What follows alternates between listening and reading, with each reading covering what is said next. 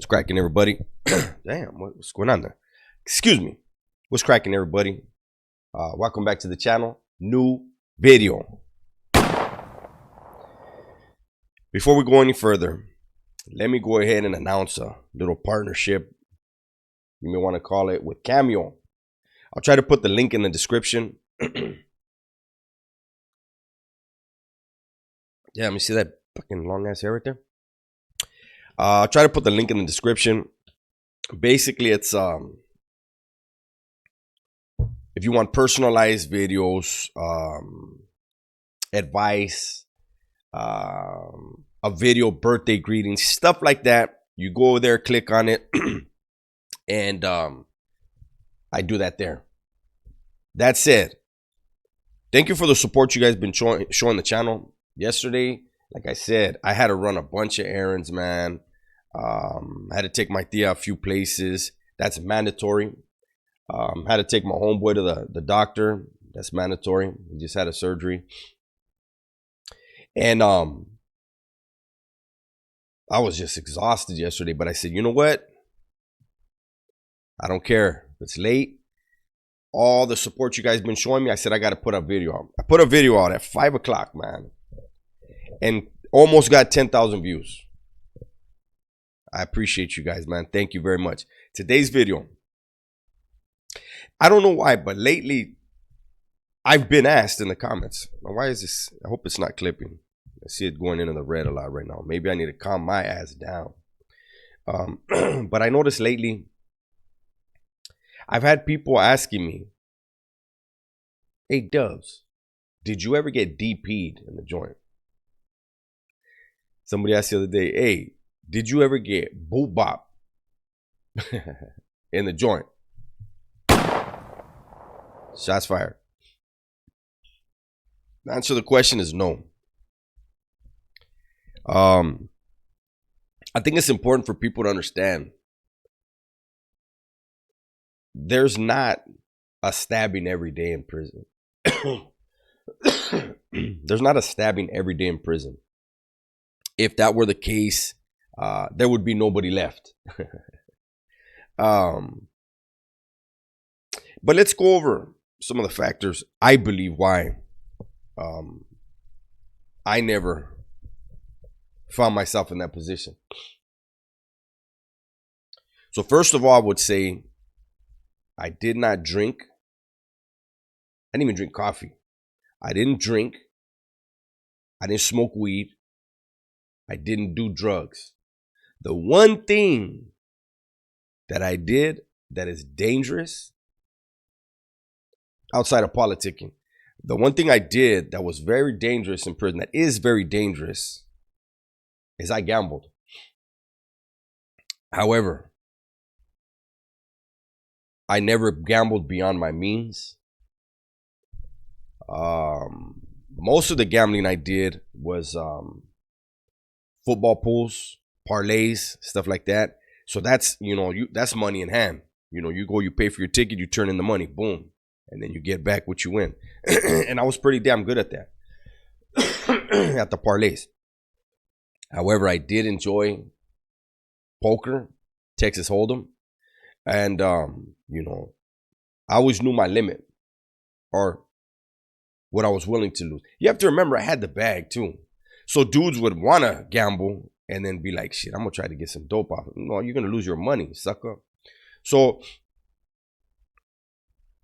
that was mainly the one thing that could have got me in trouble. But with anything, you have to know your limitations. When a man knows his limitations, he'll be fine. When a man pushes his limitations, that's when he gets hurt. And as far as just prison life in general, I had individuals where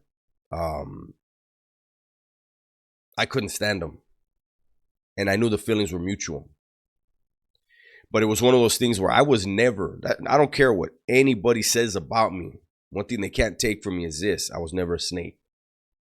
If I didn't like you, I wasn't going to pencil whip you, even though I knew I could have. That's snake shit. Karma comes back to you.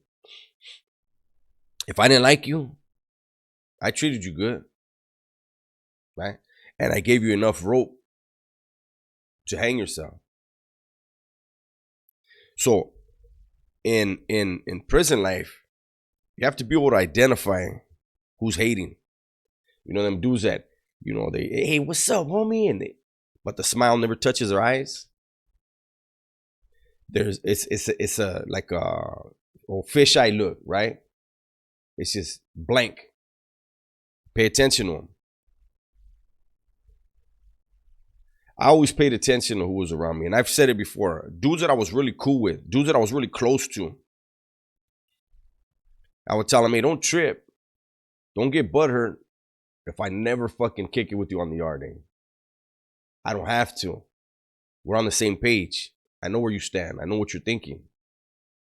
It's the homies that I know want to plot on me. I'm going to hang out with them. I'm going to laugh at all their stupid ass jokes that I don't like. And they're going to laugh at mine. And we're going to look at each other and we're going to be laughing at each other and with each other, knowing damn well, you slip, I got you. I slip, you got me. So when you're living in that type of world, and you know that's the consequences, the whole cliche, you got to play chess, not checkers.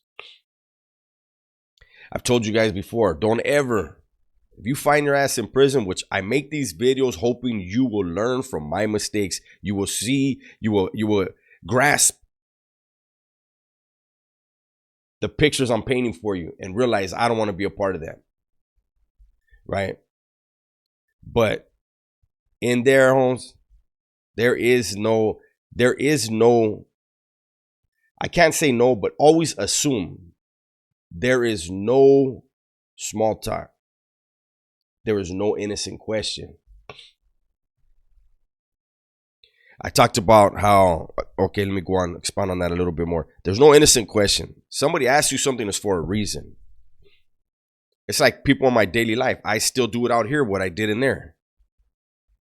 Whatever you do, you did for a reason. There's a purpose. And I'm going to try to figure out what that purpose is. I don't give a fuck what it is, even out here.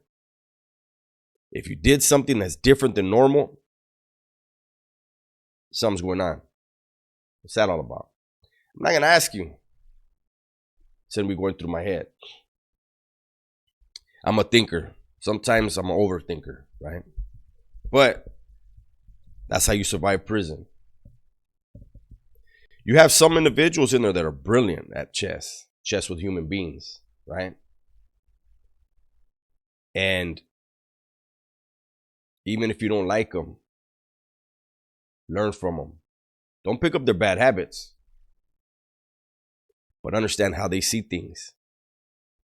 So that the next snake you run across, you say, I've seen you before. In your mind, you're like, I've seen this before. I know this. I know how this person operates.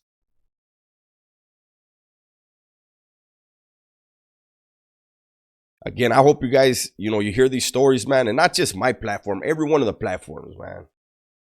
And you say to yourself, man, I don't want to be a part of that shit, because you don't. Believe that. There's vatos in the joint right now that are serious, major hitters, and they're like, man, I'm tired of this shit, man. Same motherfucking thing every day. Grown-ass men, so-called gangsters, man. And they're sniveling. I got to listen to this bullshit. I remember one time, long time ago, I hit a clavo of some weed.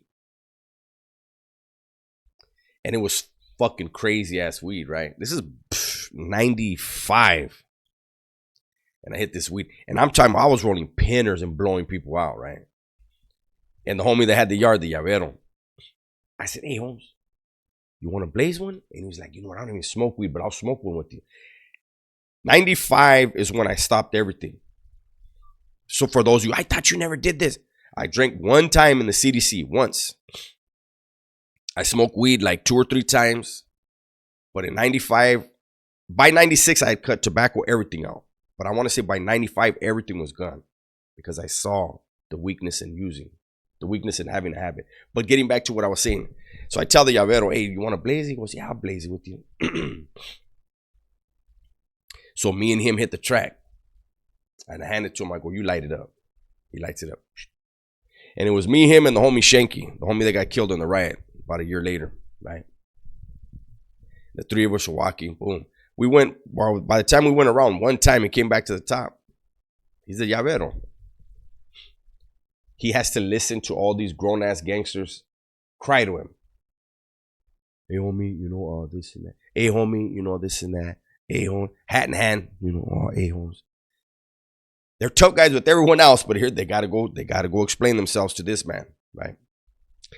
So me and the homie are off to the side, not gonna lie. We're right there by the handball court. Those of you that have been on B facility know 5 block doesn't have a concrete yard. It's the only building on B facility that doesn't have a concrete yard. They have a patio out right there. So we were sitting right there on the little patio thing, and we're watching him. And we're laughing. We're young. I'm fucking 20 years old, 21. I'm about to be 21. Yeah. I'm 21. Shank is the same age as me, right? Might be a year older than me. And we're whispering to each other, hey, check out this vato right here. Oh, killer, huh? Look at him. He don't even know what the fuck they're telling him. And like, we're laughing. And he's trying to keep a serious conversation with these vatos because that's his job, right? And he's looking over and he's like, try not to laugh, And so finally he tells his vato, hey, Holmes, look, let me holler at you later, I got to go take care of something. And he comes over to me and he says, hey, Holmes, what the fuck is in this weed? I said, weed? What the fuck you mean what's in it? It's fucking weed, He goes, homie. He goes, you know how at the end of Bruce Lee movies, how people are all stretched out? He goes, that's how everybody looks right now. And I know I just rambled right now, but, you know, this is just a little glimpse at, you know, whatever. I always made it a point when I was in YA, I learned. I don't want to hang around with guys that just came in with me. I'm not going to learn. Entering the CDC, California Department of Corrections, knowing and believing that I was never going to see the streets again, that my world was within those walls, there was no way I was going to hang out all day with vatos my age. I did hang out with, I had camaradas that were my age. But I'd be like, hey, what's up, homie? Shake their hand. Yeah, I'll be right back. Boom. I'm going to go hang around with these older cats. Oh, that vato's done this and this and that. He's connected to so. Let me go have a conversation with him every chance I get. Let me pick his brain. Let me find out through their eyes how they see things. Luckily, I was able to surround myself with men who were willing to sacrifice for the gente. And those are the guys I learned from. I could tell you that I had a cellie. He was one of the main cats on the yard. I learned a lot from this dude. And he told me, he said, look, let me tell you something. He had been down 15 years already. He did a story, I think it's called, he said prison ain't fun no more. Go check that video out. This cellie of mine was vicious with his hands. A kickboxer on the streets. Was on the boxing team in New Folsom. Vicious, right? And he was one of the homies that was known for his hands in Corcoran Shoe. It was, you know, during the rooster fights, they you know, moved him around, him and his cellie, and his cellie wound up getting his head blown off. Check out the video. I talk about it. If I can, I'll post it right here, so you guys can just click on it after you watch this 3 or 4 times. But anyways, he should tell me a lot of things. He confided a lot of things in me that, had I repeated them, could have got him hurt. But he saw in me someone who was not like that, right? And he told me, look, let me tell you something, homie. He said, I've been down 15 years, He said, every time you go to the shoe and you get out, you hit the yard, the game got watered down. He said, every time. He said, I remember when I first came in the system 15 years ago, camaradas meant something. Camaradas had value. It wasn't easy for a camarada to have another camarada hit. He said, now it's a lot easier. And I can tell you, I did stories already. It got to the point where camaradas, good, solid, seasoned, proven camaradas, were getting hit and washed up as a favor. So that was the truth. These are the things that kept me from finding myself in those type of situations. Now, I told you about how, dirty politicking, I almost got moved on twice by my own crew. True story. I told you about how in that same, during that same time period, one of my fellow meseros stepped down from his position, then wound up fucking almost killing somebody on the yard a few months later. Kind of as a means of proving that he's still with it, right? Whereas the advice I gave him was, you should have waited for me and the other homie to come out. You let the other two get on you, threaten you, scare you. How you get scared, homie? They're the same as us. They're the same as you, same as everybody here. But he wasn't willing to take that chance. Whereas when it came to me and they tried to put that heat on me, I had my little crew. Hey, Ons, grab them things. Ons, let's go out to the yard. Let's see. Let's take the temperature. Because that's the way I had been schooled. It wasn't that I was a killer or badder than nobody else. It was, you ain't pushing me off my spot. 2 times my own crew tried to do it. It didn't work. But so anyways, to answer the question, because I kind of been all over the place with this one. Never got DP'd. Never got boot bopped. Never got hit. But I can honestly say it's because I was very lucky. I was very lucky to learn from the guys I learned from. So I was able to see things as they were forming and then do what I had to do to get ahead of it. There are dudes all the time in there, man. They get hit that didn't have it coming. But somebody made it possible. So once again, it ain't for you. If you think this shit's fun being in the streets, it ain't no fun sitting in them cells, wondering if your own are gonna whack you. With that said, I'm gonna go ahead and let you go. Everybody, please be safe, be smart, and tell the ones you love that you love them. I'm out.